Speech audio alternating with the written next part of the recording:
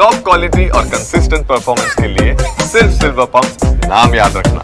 ভারত পাক যুদ্ধের আবহে যাতে বাজারে দ্রব্যমূল্য বৃদ্ধি না হয় সে কারণে নির্দেশ দিয়েছেন মুখ্যমন্ত্রী এবং টাস্ক ফোর্স এই মুহূর্তে বর্ধমানের বিভিন্ন বাজার সবজি বাজার থেকে শুরু করে মাছ বাজার তারা ঘুরে বেড়াচ্ছেন, তারা দেখছেন তারা বাজারের দ্রব্যমূল্য বৃদ্ধি হচ্ছে কি না খতিয়ে দেখছেন এবং যাতে সাধারণ মানুষজন তারা যাতে সাফারার না হন কোনোভাবেই সেই নির্দেশকেই মুখ্যমন্ত্রী সেই নির্দেশকেই কার্যকর করার জন্য টাস্ক ফোর্স এই মুহূর্তে বর্ধমানের বিভিন্ন বাজারে ঘুরে বেড়াচ্ছে।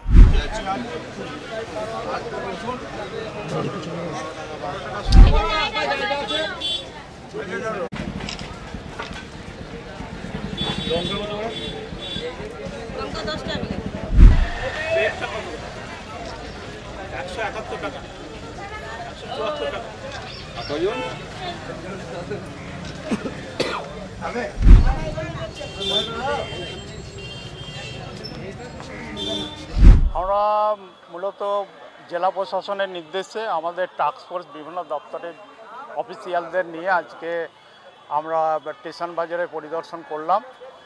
এতে আমরা যেগুলো দেখলাম আলু পেঁয়াজ থেকে আরম্ভ করে আদা রসুন টমেটো ভেন্ডি মোটামুটি এইসব সবজি আমরা সমস্ত সবজি দেখলাম।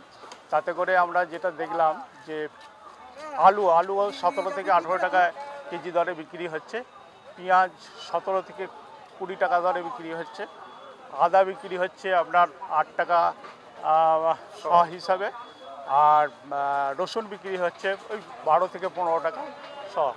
এমনি টমেটো 40 টাকা, ঝিঙে 40 টাকা, ঢ্যাঁড়স 40 টাকা, পটল 40 টাকা বিক্রি স্বাভাবিক ঠিকই আছে, স্টেবলই আছে। এখন পর্যন্ত আমরা যা দেখছি স্টেবলই আছে। আমরা বললাম যে এই যে দামটা আছে এটা যেন ধরে রাখা হয় যাতে আর দাম বৃদ্ধি পায়।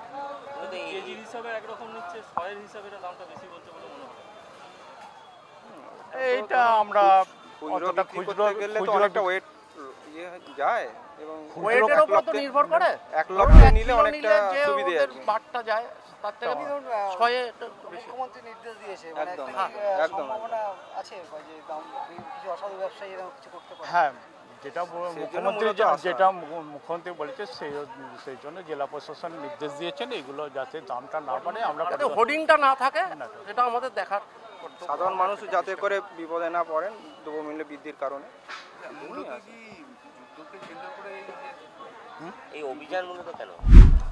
যাতে না আর দামটা বৃদ্ধি পায় বা সাধারণ মানুষ যাতে এই অল্প পয়সায় খেতে পারে। ভারত পাকিস্তান যুদ্ধের প্রেক্ষিতে না, এই নিয়ে আমরা কোনো কথা বলি এই নিয়ে। হ্যাঁ, এটা সম্ভব না কারণে কি আপনারা বেরিয়েছেন?